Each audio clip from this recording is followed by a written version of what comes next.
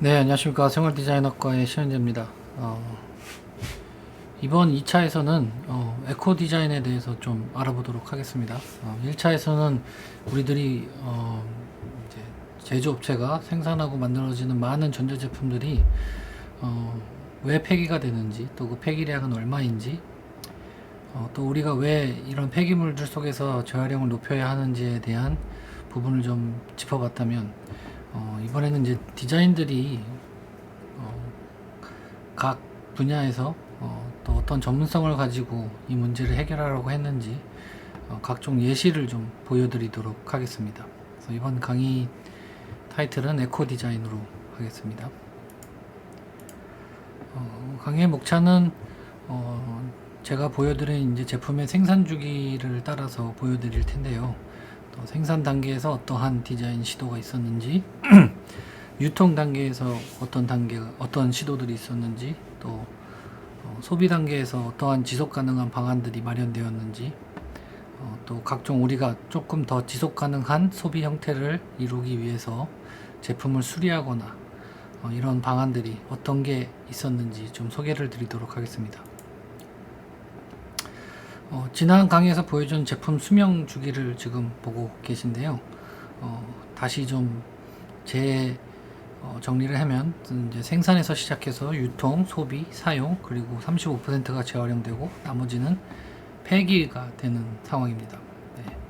그래서 첫 번째로 일단 생산에서 어떠한 디자인들이 있었는지 한 예시를 좀 보여드리도록 하겠습니다. 생산 과정에서 물론 활용을 해서 재활용된 플라스틱을 사용한 제품을 생산할 수도 있겠지만 제품의 수명을 늘려주는 디자인도 분명히 존재를 합니다. 예를 들어서 필립스 전자에서는 이 문제를 해결하기 위해서 예전 디자인을 어떻게 보면 레트로라고 할 수 있겠죠.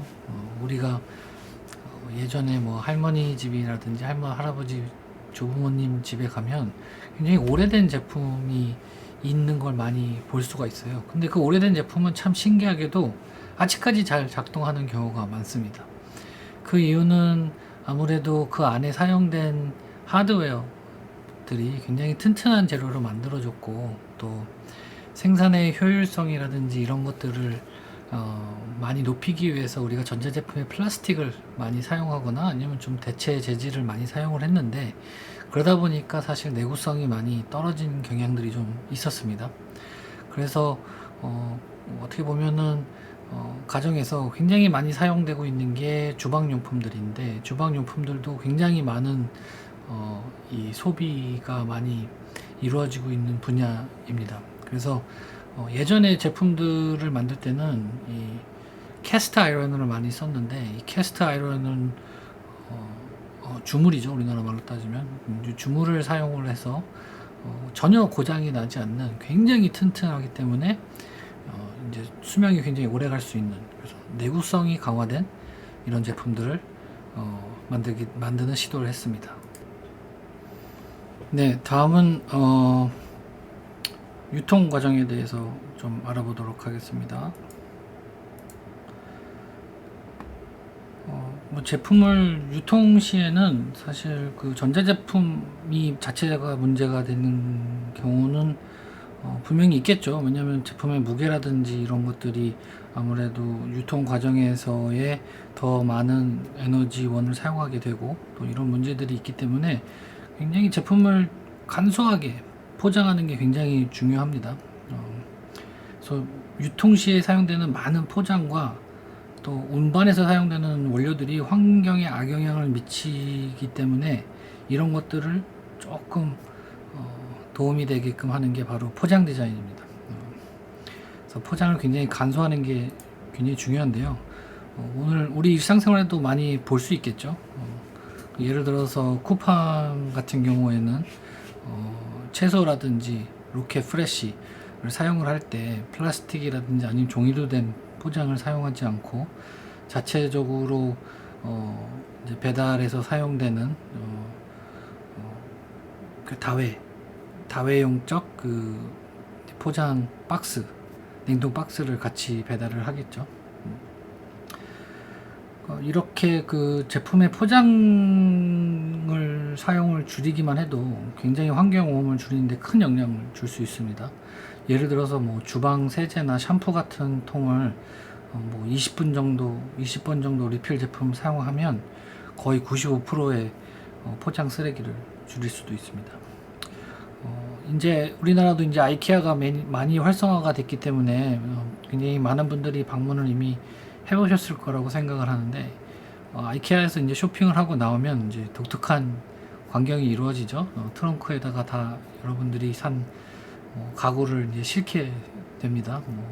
어떤 분들은 이제 일반 세단에 침대까지 실을 수 있는 게 가능해졌는데요. 그게 바로 이제 아이케아가 굉장히 지향하고 있는 플랫팩 디자인입니다. 가구를 예를 들어서 조립된 상태로 팔거나 아니면은 납작하지 않은 형태의 디자인을 하게 되면은 그만큼 또 트럭이라든지 유통 과정에서 운반했을 때의 효율성이 떨어지기 때문에 아이케아의 모든 디자인은 굉장히 아주 납작한 포장에 다 들어갈 수 있는 디자인을 굉장히 지향을 하고, 또 이러한 과정 속에서 또 환경 오염을 최소화할 수 있도록 많은 노력을 하고 있습니다. 핸드폰 포장 같은 경우에도 예전에는 굉장히 그 포장을 여는 그 재미와 그런 경험을 중요시했기 때문에 굉장히 과다하게 포장된 경우가 많았지만, 요즘 핸드폰을 사게 되면은 거기 안에 들어가는 플라스틱이라든지 아니면 종이라든지 이런 것들이 다 모두 재활용된 재료들을 사용하고 있고 굉장히 간소화됐다라는 거를 여러분들도 많이 느끼셨을 거라고 생각됩니다. 그래서 이러한 것들을 이제 포장 간소화라고 하는데, 이는 이제 유통 과정에서 디자인이 어떻게 그 환경적인 영향을 줄일 수 있도록 많은 도움을 줄 수 있는지 보여주는 예시가 될 것 같습니다.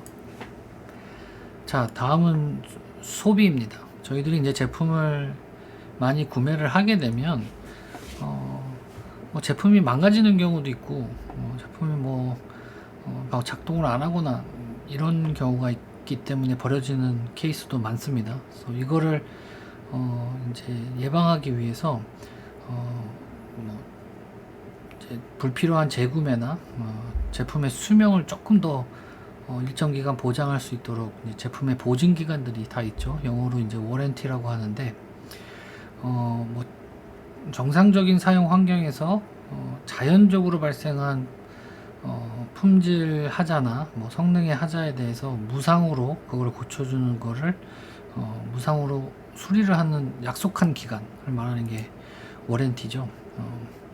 근데 제품에 따라서 뭐 많게는 10년이 되는 것도 있고요, 적게는 12개월 이러한 제품 보장 기간을 지정을 하는데, 근데 이 기간은 제품의 수명을 고려했었을 때, 뭐 냉장고 같은 경우에는 많게는 뭐 10년, 20년도 쓰는데 고작 1, 2년을 보장을 하면 이게 제품 보장이 충분히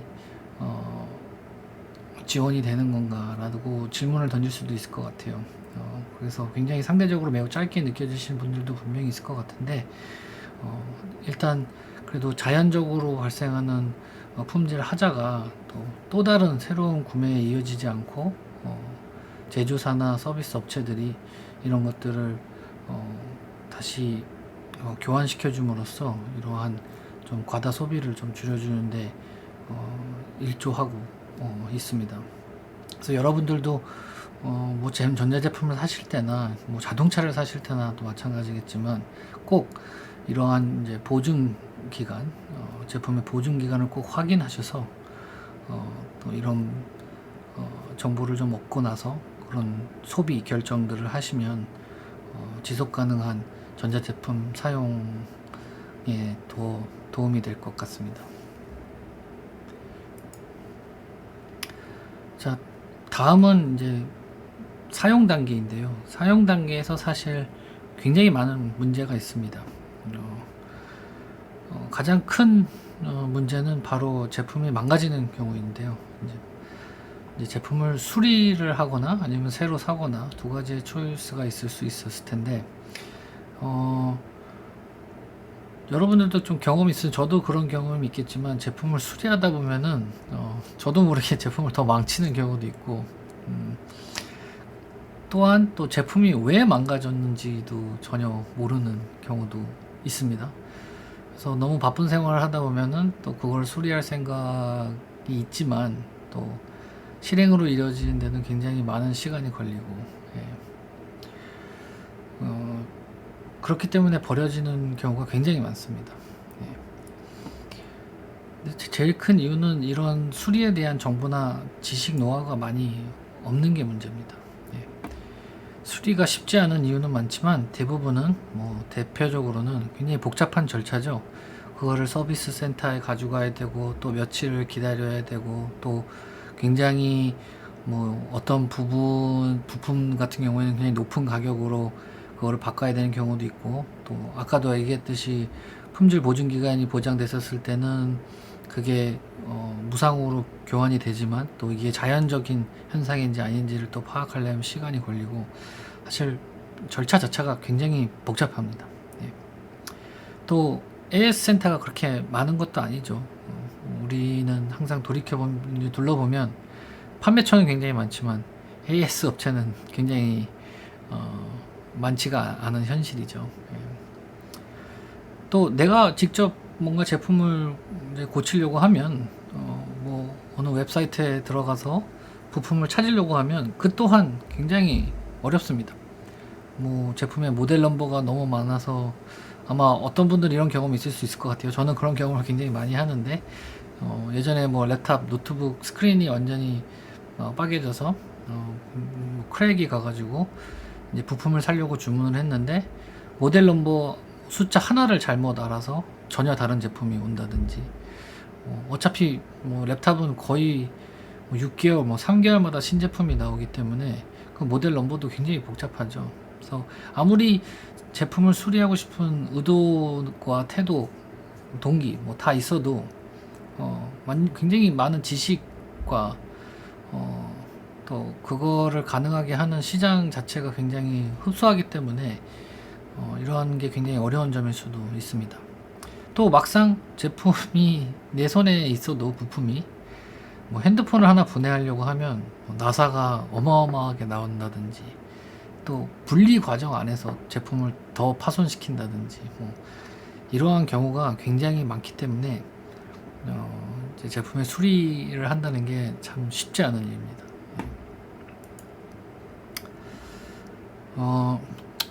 근데 또 무엇보다 굉장히 어려운 점은 굉장히 제조사나 생산업체들이 수리에 대한 독점권을 가지려고 하는 게 또 문제일 수도 있는데요. 그래서 사설 수리센터에 가서 수리 부품을 공급받기도 사실 그렇기 때문에 쉽지도 않고 또 사설 업체들은 굉장히 높은 가격을 많이 부르고 있죠. 그래서 이러한 문제를 해결하기 위해서 다른 국가들은 그 소비자가 수리할 권리에 대해서 굉장히 목소리를 많이 높이고 있어요. 우리가 핸드폰을 구매할 권리가 있다면 굉장히 똑같이 우리도 수리할 권리를 분명히 줘야 된다. 하지만 소비자의 현실은 굉장히 아까도 얘기했듯이 어렵죠. 망가졌어? 다시 사. 망가졌어? 뭐가 망가진지도 전혀 몰라. 자, 고쳐볼까? 어디서 어떻게 해야 되지? 이러한 노하우가 너무 없는 거죠. 그래서 유럽연합이랑 미국의 굉장히 대다수의 주에서는 이러한 법안을 통과시켜서 소비자가 지속가능한 제품 사용, 또 소비, 이렇게 할 수 있는 권한을 갖게 이제 많이 도와주고, 그 다음에 보다 더 다양한 방식의 수리 및 제품을 오래 쓰게 하는 법안을 좀 많이들 통과를 시키고 있습니다. 예. 그래서 수리할 수 있는 권한이란 우리가 직접 우리가 이걸 수리하기 위해서는 그 환경 조성이 돼야 되는데 그냥 권리만 갖고 있다고 가능한 건 아니겠죠. 예를 들어서 한 조사에 따르면 우리가 토스터를 굉장히 많이 버리는 전자제품 중에 하나인데 이 토스터를 버리는 이유가 우리가 토스터를 굽기 위해서 이제 이 손잡이 레버를 잡아 당기죠. 그럼 이게 렛치라 그래가지고 밑에 탁 걸립니다. 그다음에 어떠한 일정 온도라든지 아니면 센서가 빵의 굽기를 파악을 해서 다 구워지면 이제 이렇게 걸려있는 손잡이를 놓는 형식인데, 이거를 내릴 때 쓰는 스프링이 굉장히 잘 망가진다고 해요. 그 안에, 제 토스터 안에 수많은 부품들은 너무나 멀쩡히 작동을 하는데, 그 스프링, 굉장히 작은 부품 하나 때문에 그냥 토스터를 새로 사는 경향이 많다고 해요. 지금은 청소기들이 많이 무선으로 이제 변형이 됐지만, 예전 같은 경우에는 청소기가 이제 유선 청소기 같은 경우에는 긴 전기 코드가 있는데, 그게 이제 거꾸로 말려 들어가야 이제 청소를 다 끝내고 창고 같은 곳에 넣기 편했는데, 이게 잘 안 말리는 청소, 이제 망가지는 경우, 이것도 스프링, 그 안에 있는 스프링이 이제 문제가 되는 건데, 이 스프링 부품 하나 때문에 제품을 다시 사게 되는 경우가 많다라는 거죠. 그래서 그만큼 우리가 제품을 사용하면서 수리하기 위해서는 그 수리에 대한 정보의 접근도 굉장히 어렵고, 수리를 할 수 있는 방안이 많이 제공이 돼야지 그게 가능할 것 같습니다. 예. 그래서 우리가 제품을 샀을 때는 또 한 번씩 체크해 봐야 되는 게, 이게 많이 망가졌었을 때 혹시나 수리가 가능한지, 또 수리에 대한 인프라는 얼마나 조성되어 있는지, 이런 것들을 한번 면밀히 좀 검토해 볼 필요가 있습니다. 또 수리가 된 제품을 재구매하는 것도 굉장히 좋은 방안일 것 같아요. 최근 우리나라에서 굉장히 유행하고 있는 당근마켓 같은 경우에도 자기가 불필요하다고 느끼는 것, 제품의 진부화를 느껴서 새로운 제품을 사거나 더 이상 필요 없는 제품들을 나눔 혹은 더 싼 값에 팔거나, 아니면은 어떠한 망가진 제품을 자기가 수리해서 판다거나, 이렇게 굉장히 이러한 시장의 확장도 굉장히 그 지속 가능한 소비를 위해서는 좋은 방안이 될 수 있을 것 같습니다. 오른쪽에 보이는 그림은 이제 전 세계적으로 가장 성장한 수리 정보 사이트인 iFixit이라는 사이트입니다. 물론 요즘은 이제 유튜브 같은 거를 보면 제품을 어떻게 수리하는지를 공유해 주시는 분들이 많이 계신데요. iFixit 사이트는 그 굉장히 방대한 양의 수리 정보, 또 호환되는 제품, 부품, 어떤 거를 사야 되는지, 또 수리를 해본 사람들이 포럼을 열어가지고 어떤 어려운 점이 있었는지, 이러한 오픈소스 개념의 포럼을 운영을 해서 수리에 대한 권리를 찾고 싶으신 분들, 관심이 있으신 분들, 시도해보고 싶으신 분들이 이 사이트에 들어가서 굉장히 많은 정보와 또 제품을 직접 수리할 수 있는 노하우를 배울 수 있는 곳입니다. 굉장히 전 세계적으로 많이 지금 확장되어 있고, 그다음에 많은 사람들이 쓰고 있기 때문에 여러분들도 혹시 망가진 제품이 있다면 한번 들어가셔서 제품을 수리하는 시도를 한번 해보시는 것도 좋을 것 같습니다.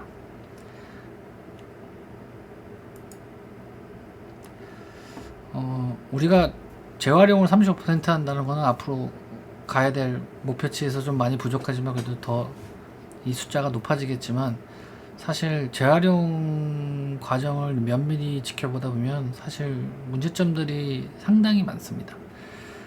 우리가 전자제품을 버리면 어떠한 처리 시설에서 이거를 모아두고, 그 다음에 이 전자제품이라는 거는 굉장히 복잡한 수많은 부품들이 결합된 제품이기 때문에 이것들을 다 분리를 해야 됩니다. 그래서 그런 시설들에 가서 보면 굉장히 많이 느끼는 게, 제품이 사실 조립만을 고려한 디자인이 많다라는 거죠. 우리가 제품을 생산하고 그 생산 과정에서 효율성을 높이기 위해서 기계들이 쉽게 조립을 하고, 또 불필요한 하드웨어들을 좀 줄이는 방식을 사용하기 때문에 플라스틱을 사용하게 되고, 이런 방식들이 사실은 조립을 굉장히 고려한 디자인이지 분리를 고려한 디자인은 아니라는 점. 예. 그 다음에 또 내구성을 또 강화하기 위해서 또 과도한 조립 부품을 사용하는 경우도 굉장히 많고요. 예. 그래서 이런 것들을 사실 그 처리 과정에서 보면 컨베이어 벨트에 쭉 나오면서 이것들을 플라스틱 색깔별로, 플라스틱 레진 종류에 따라서, 그 다음에 철이면 철, 플라스틱이면 플라스틱, 그다음에 아까 얘기했던 뭐 PCB 보드 같이 납이나 수능을 사용한 PCB 보드는 또 따로 처리를 해야 되고, 이런 것들을 분리하는 과정이 굉장히 복잡하고 노동이 많이 필요합니다. 그래서 재활용 35%를 한다는 것도 굉장히 중요하지만, 우리가 그 재활용을 좀 더 도움이 되게끔 하기 위해서 디자인도 또 어떤 부분 기여를 해야 된다는 점을 많이 느끼고 있습니다. 하나의 예시로 이 세뮤얼 제임스라는 디자이너가 제시한 디자인 컨셉인데요. 이거는 다리미입니다.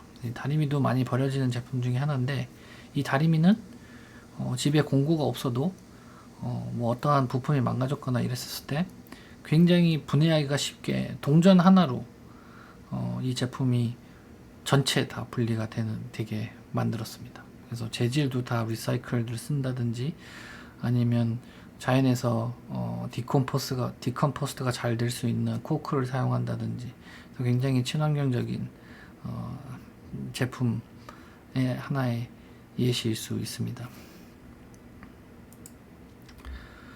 뭐 기존의 생산 과정에서는 뭐 나사를 쓴다든지, 뭐 나사로 조인다든지, 좀 더 복잡한 구조로 더 내구성을 강화했다면, 물론 플라스틱 사용을 굉장히 줄여야 되지만, 플라스틱이라는 걸 사용을 해서 우리가 굉장히 기능적 디자인, 엔지니어링 디자인을 사용을 해서 그런 불필요한 나사라든지 이런 거를 줄일 수 있는 방안도 만들어내고 있습니다. 그래서 대표적으로 이제 전자제품에 많이 쓰이는 스냅핏 예시인데요.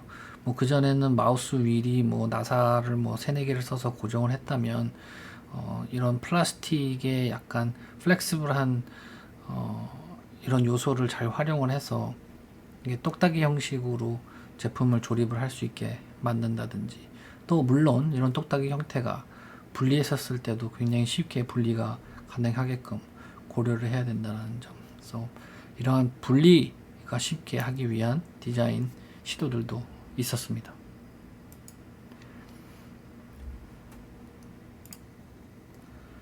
자, 그 제품의 주기를 보면서 각 단계별 디자인 시도들의 예시를 좀 보여드렸습니다. 이러한 각 그 단계별 해결 방안을 마련하기 위해서 또 디자인은 어떻게 보면 굉장히 나름 중요한 역할을 해왔다고 생각하는데요. 이러한 디자인을 일명 에코 디자인이라고 합니다. 예를 들어 내부성을 강화한 디자인, 수명을 늘리기 위해서 전혀 망가지지 않는 이런 주물 형태를 만든 필립스 전자의 로버스트 컬렉션 같은 디자인, 그 다음에 유통 과정에서 전자제품이 안전하게 배달이 되는 것도 중요하지만, 또 환경적인 쓰레기를 최소화할 수 있는 포장의 간소화, 이런 디자인 시도들도 있었고요.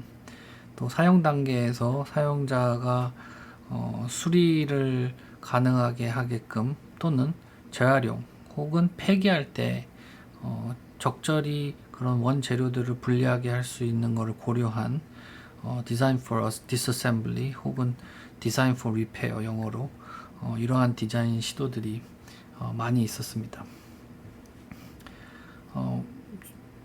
제품의 구매와 동등하게 보장되어야 하는 수리에 대한 권리와 이를 유용하게 할 수 있는 디자인 신호들, 이런 것들을 저희들은 통틀어서 에코 디자인이라고 합니다.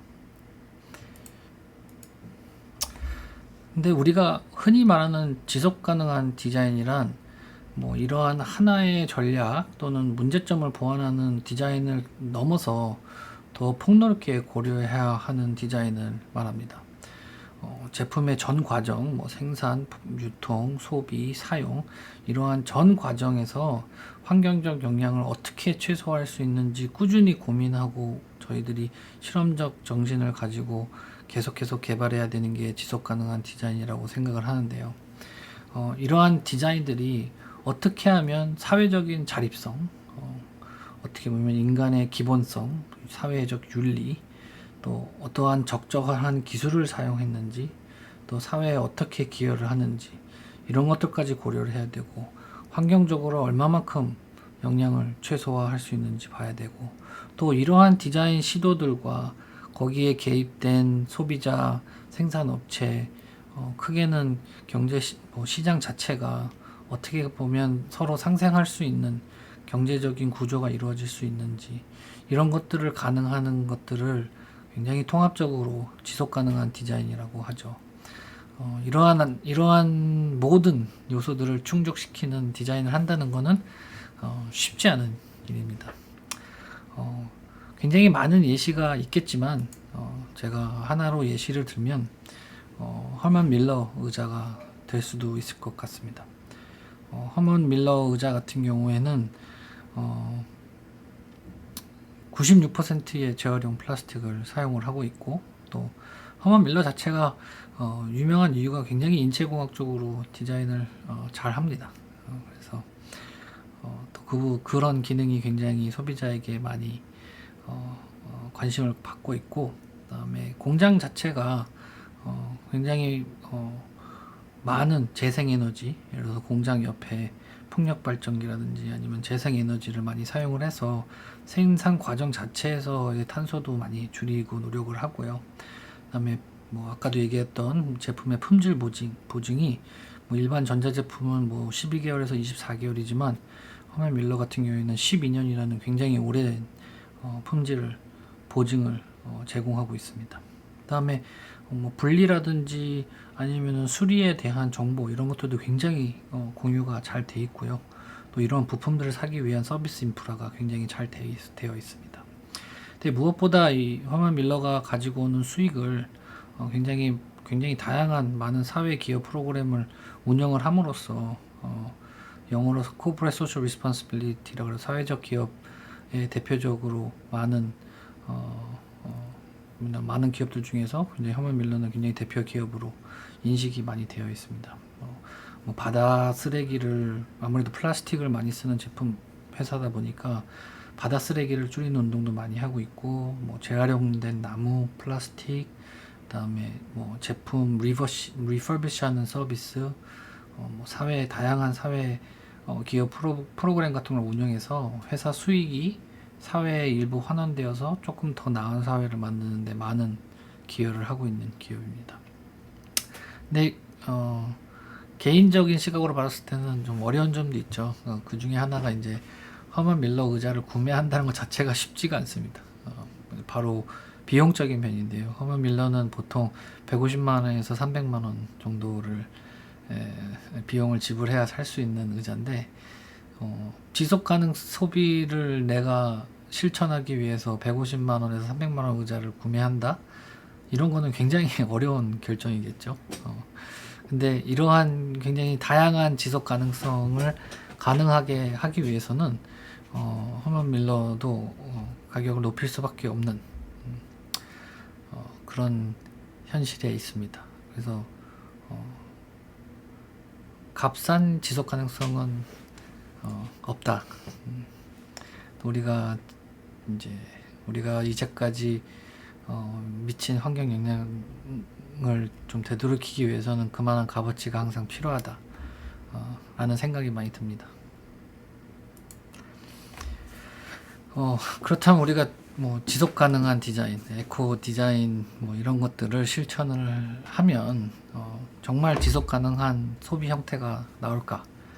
이것도 굉장히 정의하기 어려운 부분이 있을 수 있습니다. 예를 들어서 굉장히 내구성이 강한 20년 정도 쓸 수 있는 100만 원짜리 의자를 구매할 것이냐? 그게 더 지속 가능한 소비이냐? 아니면 재활용 가능한 20만 원짜리 의자를 매 5년마다 새로 구매해서 계속 신제품을 쓰고 값도 싸고 재활용을 하니까 친환경일 것이다 라고 생각하시는 분들도 있을 거고, 아니면 굉장히 싼 값의 의자를 내가 직접 수리하면서 수명 연장을 계속 시켜가면서 의자를 사는 것. 이 세 가지 시나리오를 봤었을 때 어떤 것이 지속 가능할지 쉽게 판단이 되기 어려울 것 같습니다. 너무나 많은 변수가 있어서 쉽게 답할 수 있는 문제는 아니죠. 제품을 오래 쓰는 것만은 또 정답은 아닐 수도 있습니다. 예를 들어서 전자제품 기기들, TV 같은 경우에는 20년 전과 비교해서 아주 친환경적입니다. 재활용된 플라스틱을 사용하고 있고 에너지 소비도 그만큼 줄어들었고, 이러한 친환경적인 제품을 개발하기 위해서는 회사가 이익이 나야 됩니다. 예. 그만큼 이익이 나야 또 그 이익을 R&D에 투자를 해서 더 친환경적인 제품을 만들 수도 있겠죠. 그래서 어떠한 전자제품이 너무 내구성이 강해서 오래 쓸 수 있는 제품을 만든다는 것은 그 회사의 지속 가능성이 보장이 안 되는 부분일 수도 있습니다. 또한 전자제품 소비를 완전히 배제시키고 모든 기기를 수리하자는 것도 어떻게 보면 지속 가능성의 목적이 아닙니다. 예. 그래서 이러한 고민들을 해결하고 또 이러한 모든 문제점들을 보완하고 모두가 상생할 수 있는 경제 모델이 요즘 흔히 많이 얘기하고 있는 순환 경제일 수 있겠죠. 예.